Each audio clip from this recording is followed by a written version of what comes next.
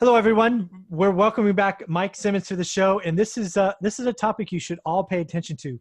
What do two experts who have 40 years combined in the business think about what is going on? Mike talked about moving his cheese, or the market moved our cheese, and we've got to pay attention. So, Mike, welcome back. Thank you, man. Appreciate it. Awesome, man. So I'm very curious. Michigan, when did Michigan go on lockdown? Kind of stay at home. What do you remember when? March 12th. March 12th. So Santa Clara County, right around the same time. I guess the one difference in the market that I'm in, so I live in Santa Clara County, but I invest in Fresno, California, Fresno, California is still contracting work is essential.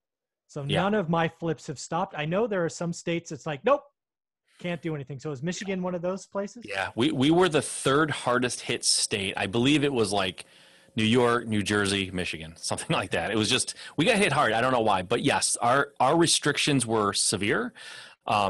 Contractors are not essential in general. So we have a couple flips going on, and my contractor reached out to me weeks back, and he's like, okay, here's the deal. I'm at Home Depot.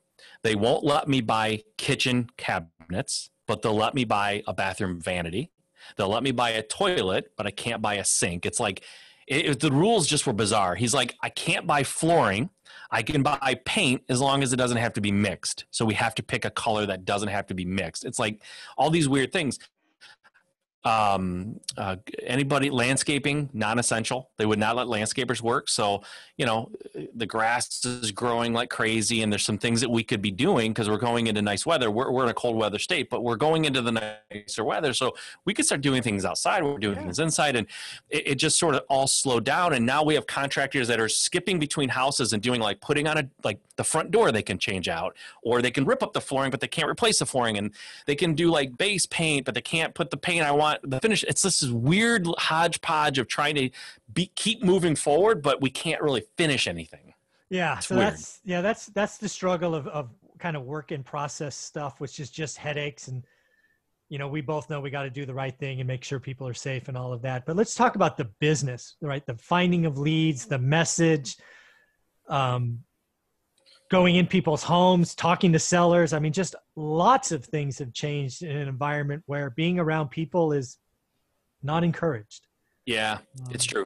It's funny. You know, I'm very careful to not be the person who unnecessarily exploits people's fears in this time, right? There are people, I know it, in our industry and probably a lot of industries, who are preying on the paranoia and the fear that's happening right now, right? Yeah. I never felt good about being that person. I will never be that person. I'd rather just get less leads and deal with it. But that being said, there are some realities that people need to think about when they're going to sell their house, right? And so our message hasn't changed dramatically with the sellers. Sellers are aware that there's a pandemic and a lockdown. You don't have to rub their face in it. They're aware of it. So, but I will say there was a faster shift with our buyers, meaning house flippers and landlords that we sell to as a wholesaler. They were much quicker to jump on board with the situation and request discounted pricing from us than our sellers have been to grasp the reality of where we are right now in the market. So there's this gap between buyers' mentality and their reality and what's going on, and the seller's reality of what's going on. And I think it's interesting because I do think that will shift a little bit. It'll flip in the coming months, where buyers will not necessarily expect to get this huge discount, and sellers will sort of catch up to what happened and what might be happening going forward, and they might be more open to like bigger discounts than they are right now. So we're in a weird time.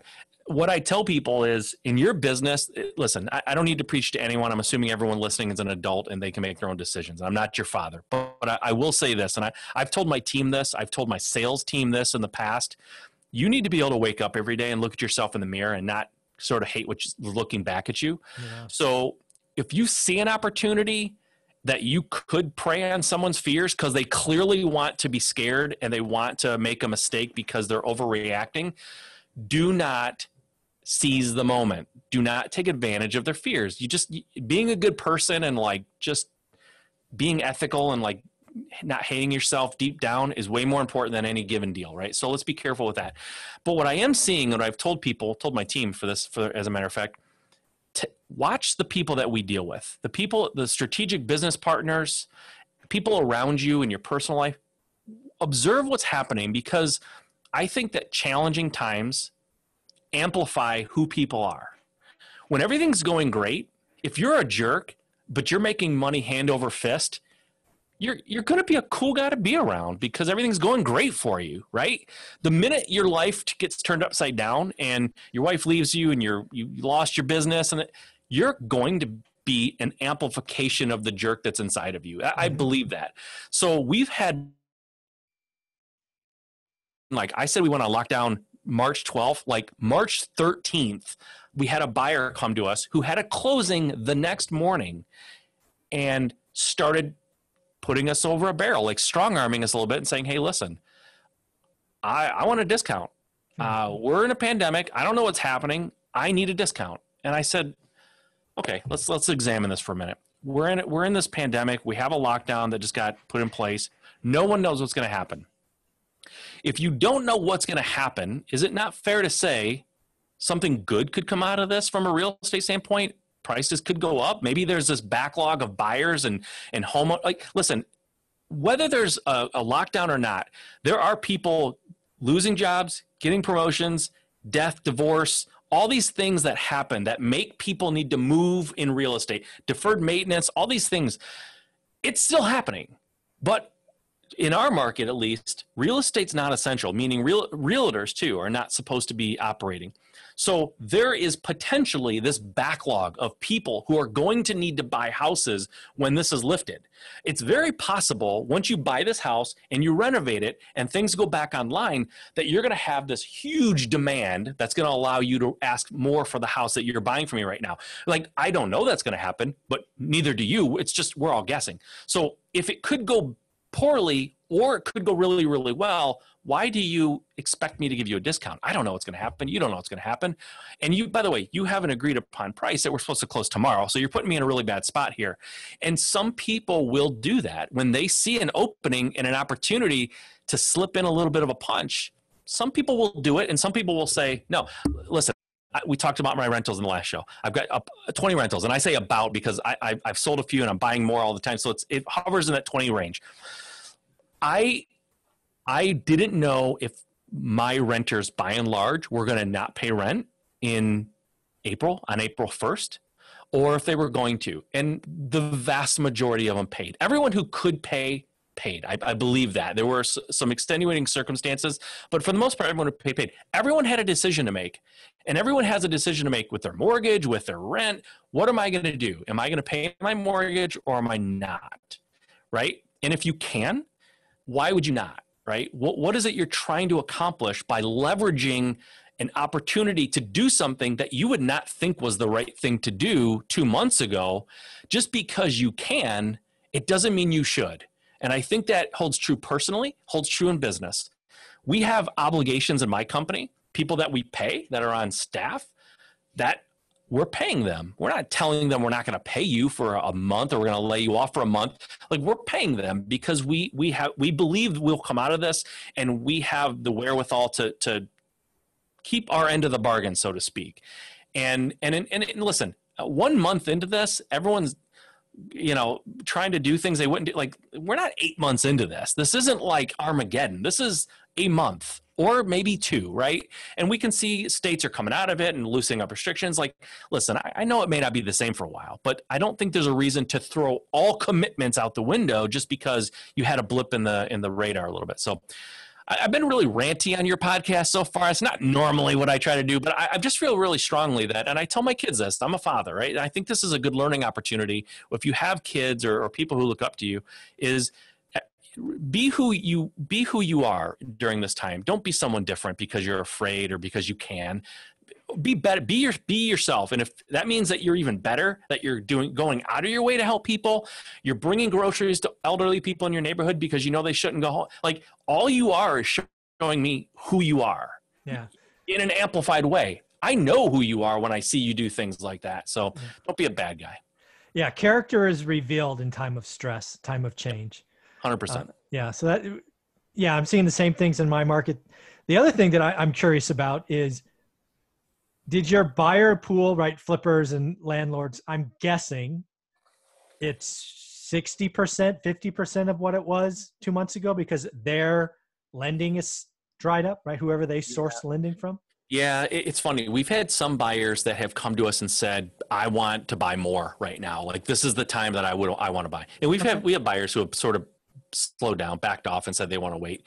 Yeah, as time goes on, as the weeks go on, because we're still under quarantine in Michigan, and as of the time of this recording, we're in quarantine until May 15th, and the governor's already said I reserve the right to extend this again. Right? Yeah, it's been extended a few times. So yeah, our buyer pool has gone down, but from a wholesaler standpoint, and even flippers, I don't think flippers should not market on their own. I think all investors, especially if you're trying to scale up, you should be always trying to find better and cheaper ways to bring deals in. But I think you should always be building that buyers list. So while your stable of reliable buyers might have shrunk, there are potentially buyers out there that are ready to buy right now. And I specifically some of the buyers that are not in your local market. From Michigan, I love buyers from California and all over the place, because this is a great time for some of them to get in and buy when they know my local market is a little bit we dried up a little bit in terms of the interest, but now you should always be building that list, right? And you mentioned hedge funds a while back becoming competition, and they can be for sure. But for me, they're funds among different criteria when it comes to what they need to call an investment successful. So yeah, I think the buyer pool that we rely on to buy most of our deals is smaller, but we're also going out and looking for the folks who are looking at this as an opportunity to buy more. Yeah. And again, you only need one yes answer to get a transaction through. So I don't think you're going to slow down. It's just, the reason I brought that up is a lot of wholesalers, from individuals to companies of 5 folks, the buyer pool's shifted. Yeah. Some people washed out. Some people are scared. It's just like everything else. Sellers are scared. Lenders are scared. Buyers are scared. So it would just make sense that you have to shuffle that. It's just 100% part of the business. Yep. We are in the process of making our chess move right now. We're in mid move. Yeah. Here's one question I have for you, and I don't know if it'll be the same in Michigan. It's certainly going to be in California. I'm suspecting that we may market to an entirely different set of people in 3 to 4 months. And let me put it out there in detail so you're not guessing what I'm thinking. Right. Historically speaking, it's been, the rundown house, driving for dollars, no water on, vacant, out of town owner, blah, blah, blah, blah, blah, which will still happen. What I'm suspecting is we're going to have an opportunity to market to new home developments that have owned the property for less than 5 years, that probably came in with an FHA loan of 3.5%, because they can't sell with the realtor because they can't pay the 6% commission. They're probably underwater because the price fell. It's like driving a new car off the lot, right? There's not any value there. So I'm wondering, do you see an opportunity marketing to, home construction that's less than 5 years old, or maybe Michigan doesn't have that? I don't know. No, we do. Yeah, I think there can be. For us, we're looking at that from a slightly different perspective. I think the opportunity in Michigan is going to be great in homes that are, like you said, underwater or don't really have much equity, not necessarily because they're new. Okay. Just because there isn't equity. Maybe they take a mortgage or whatever, but they can't sell it. There's going to be opportunities there. But I think the new home market falls under that category for sure. But we're thinking of it yes, new market for sure. But I don't care if the house is 30 years old. If they're underwater, there's an opportunity there. Yeah, and that's a very valid point. Yeah, it is the no equity, right? Or less than 5% equity. Yeah. And again, that's kind of fake equity, because I keep hearing, well, I paid $200 and my mortgage is $190. Well, I hate to tell you this, but your house is worth $180.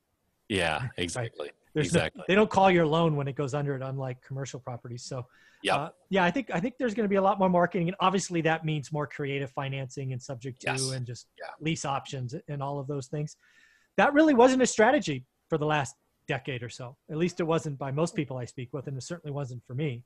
Yeah, everything's about motivation. I think people's motivation are changing a little bit. So those opportunities will make more sense to people after going through this than maybe it made sense to them a year ago. And the reason I want those, again, I'm trying to buy 20 to 40 of those this year, and it may move to 2021 based on forbearance, is I want that cheap ass interest rate. They got a 3% interest rate on that. I want that for, 28 years.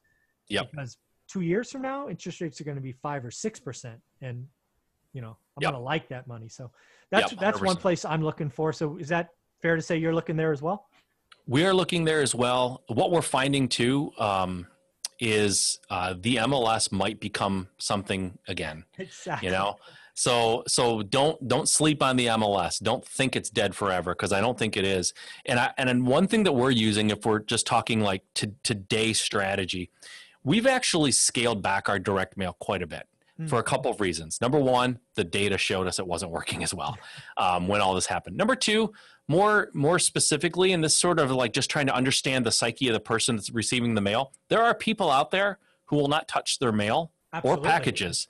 So you're sending something to a group of people that a good chunk of them are afraid to touch the mail you're sending anyway. So what we've started shifting to, and I think a lot of people have, this isn't revolutionary, but I think it's good common sense people should hear, is we're doing a lot more text messaging, text broadcasting, and ringless voicemail than we've done in the past. And frankly, our PPC, we were already pretty aggressive with that. We've stayed aggressive because that's working for us pretty well too. And direct mail started to lag behind. So we didn't stop it, but we shut it way down from what it was, and we're being way more strategic with that now. So where direct mail used to be the bulk of our spend and the bulk of where we were getting deals, now we're getting them through other ways. And I think people are sitting home right now. A lot of people are in lockdown.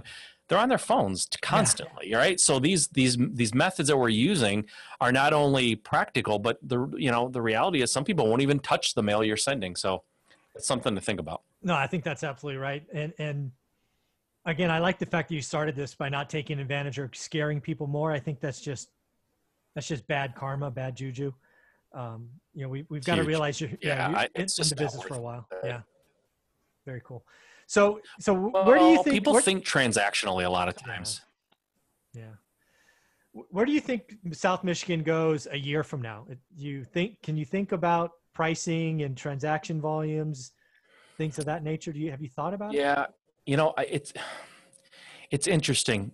What we're really doing is we're trying to predict human behavior, right? Yeah. And sometimes that's tough to predict, because a lot of stuff that we're talking about is driven by opinions of the masses. Absolutely. And the fact of the matter is, not to get political, because I won't, but we have an election year. We're in an election year. So that, even if without all of this going on around us with coronavirus, like that would affect us. That would have some impact on what's going on. One thing I will say is, I wish I could cite where I heard this, but I unfortunately can't. But I was listening to a talk that was given about a month ago, and they were talking about the state of real estate in this coronavirus lockdown state that we're in right now. And they said there's been a couple of times in recent history where there was real estate was affected, or there was a scare. And I know these aren't the only two times, but like in recent years, there's two things that have happened that have kind of shaken the real estate world. One was obviously 2008, 2009. In that scenario, real estate was kind of at the heart of it. Like real estate was sort of the culprit, or one of the main culprits of why everything sort of went to heck or hell. I don't know if you cuss on this or not, but everything went bad. Prior to that, we had this incident called 9/11, and it had nothing to do with real estate. But if you remember back then, if everyone who's old enough to remember that, people were afraid to open their mail. People didn't want to get into they didn't gather in groups a lot, or there was a fear of doing that. And there was this real scare, and it sort of it affected real estate a little bit. Now, in that case, it had nothing to do with real estate. What was going? The speaker that I was listening to was essentially making the point that what's happening right now is not a real estate problem. It's affecting real estate, but it's closer to the 9/11 phenomenon in terms of people's fears affecting real estate than the fact that real estate was the problem. Now, I'm not saying that to say there will be no effect. I don't believe that. But I don't think we should immediately assume we're going through 2008, 2009 again. I don't think it's going to be that, personally. You mentioned real interest rates. I think for sure interest rates are going to go up. I think that's going to happen. There's going to be some cause and effect for sure of things that are happening right now. But I think in the short term, this is my theory. Again, you ask me, you bring on an economist, he might go, who's that moron you had on the other day? He didn't know what he was talking about. But from my perspective, I said it a minute ago, I feel like a dam has been built and there's water building up on the other side of it. And that dam, or the water I should say, is investors, it's homeowners, it's people who want to buy houses, who want to sell houses. Like I'm an example of it. I wanted to put my house on the sale for sale last month, but I can't because I need to get new countertops in my kitchen. And I can't because it's not essential, right? It's like so real to me because it's actually affecting me being able to sell. But guess what? The minute I can get countertops in my kitchen, guess who's going to get them and sell their house? My house would have been for sale in April or maybe even late March. So all of the people like me in March and April and May who can't put their house on for sale, but they really want to, or worse, they have to. They're going to go for sale. They're going to be for sale in July, maybe, right? So what about the people who would have put their house for sale in July anyway? If nothing had happened, they're still going to, right? So I believe that there's this pent-up supply that's going to be released in the next few weeks. And there's also a pent-up demand that people are maybe afraid to move right now. They can't move because moving's not essential, like movers or whatever. Like there's all this activity that has been artificially stopped.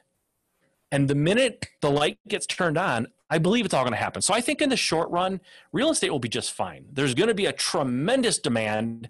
I don't know how the supply will be. We'll see.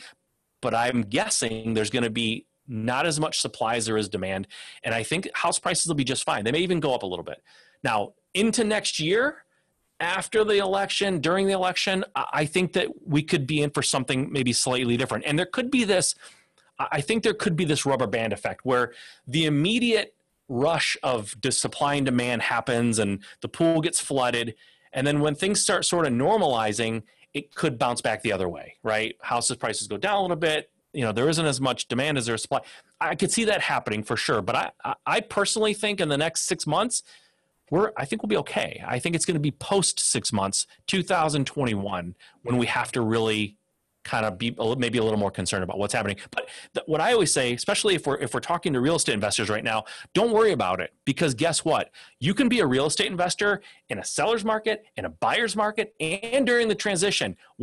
What it requires is for you to keep your ear to the ground, pay attention, read, get as informed as you can so that you can move with the cheese. You can change the way you operate to work in that environment. People who stubbornly stick to their ways, they're the ones who are going to get screwed.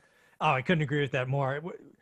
Again, I invested I actually started in 02, 03. I bought my first rental, right? So I didn't go through 5 years of analysis paralysis. I just said, hey, I got the money. Let's go buy something, essentially, right? So I saw the whole market run up. I saw the change. You know, people that follow me on this channel know my story. But the whole idea here is if you don't change with the market, you'll go bust. I saw a guy worth 10 million bucks who egotistically thought he was untouchable. And he was out of business in about 8 or 9 months and bankrupt, lost it all. Yeah. So you got to move. And what I would tell you, I think is coming is, I don't think real estate values, again, nationally speaking, will have much of an impact. I think there will be some locations that are crushed.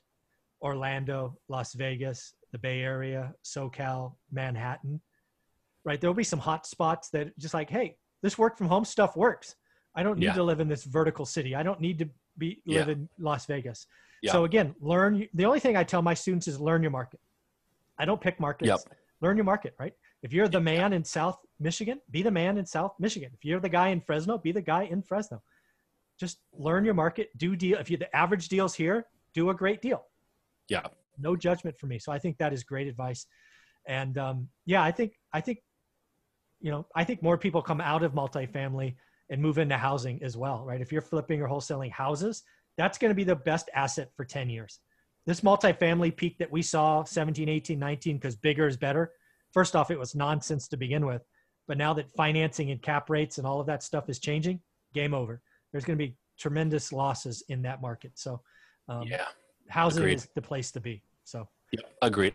We didn't talk about commercial. I don't do commercial, but my 2-second analysis is I think commercial is going to get devastated because exactly what you said. People are realizing, and companies are realizing, why are we in this huge office and spending all this overhead? We don't need it. You know, I would hate to be deep into commercial right now. I would really be nervous. No, I think the best investment for most folks going forward is a single family home. And I include fourplexes, duplexes in that because too many people are buying. There's not enough supply.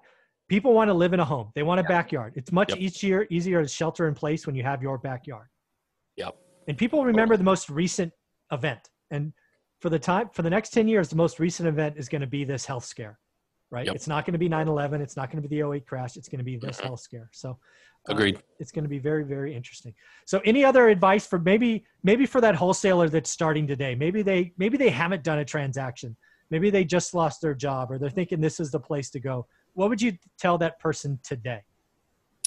You know, deals are king. So I always tell people, like, you don't have to be a fully spun up, scaled up business day one. If you can find deals, you will always be making money, right? So if you can find deals and you find a guy like me who has this infrastructure and you can say, listen, I'll find deals, I'll feed them to you, we'll split the profits. Like, that's a great way to start because I don't care how big my company gets. I will always be interested in finding deals, especially if I didn't have to pay for them. So if you're out there finding deals and you don't have a buyer's list or you're like, I don't really know how all this works. I've never dealt with a title company. Like, this is all like, don't worry. That's the easy part. You've already done the hard part and you are important. I don't care how small you feel like you are. If you get something under contract, that's a good deal. I don't care how big the company, the real estate investment firm, they're interested in talking to you. So don't think that you have nothing to offer. And frankly, even if you're like, hey, I don't have a lot of deals or I'm not finding a lot of deals, go find a company like mine and talk to them and see if there's something you can do to be of service to them and infiltrate that business. And I don't mean that negative way, but get in there, get involved, provide value to them, learn what's happening, and then go out on your own. There's a lot of mistakes that can be avoided by not thinking you have to figure everything out on your own. I could have accelerated my trajectory significantly if I had sought advice from people earlier. I just didn't. I thought I could figure it all out. Yeah. And the other thing I would tell you starting today, I would actually tell you you're very lucky. Starting in an environment that is chaotic, opportunities will be easier to find. You don't have the overhead. You don't have the ego that tells you everything you touch is turned to gold. There will be people that are big in your city that won't be here in 6 months because they didn't turn off the marketing. They still did mail when nobody wants to touch mail. And it's just the reality, right? I've told everybody that'll listen, there'll be 50% less flippers and 50% less wholesalers in 6 to 9 months because you're not paying attention. I agree with that. So, one of the worst things, I'll quote a really old movie now, Rocky III. The idea was the worst thing that can sometimes happen to someone is they have success because when it probably happens in all industries, but in real estate, when someone has success doing something a certain way, but then the environment changes, they're stubborn. And like you said, the guy with the ego, they think that because this always worked, it will work again. I'm just going to keep doing it. And they keep doing it and they go out of business because they have this ego and they had the success and they can point to it. But the new person, to your point, they don't have that experience. So they'll just do what works now. I'll just do that. I don't care. It doesn't matter what used to work for that guy. It doesn't matter. So it's a good point. Yeah. I think starting in a chaotic environment, it's just like, starting in a depression or recession, starting a business, historically speaking, those are the best times to do it because you don't have the overhead of the past. You don't have any of these bad habits and you just go. And again, if you can focus on finding deals, the buying side will be easy. Right? Go plug yourself into someone like Mike Simmons in Michigan and the like. So this has been a lot of fun. I so look forward to our third conversation. Thanks, awesome. buddy. Thank you.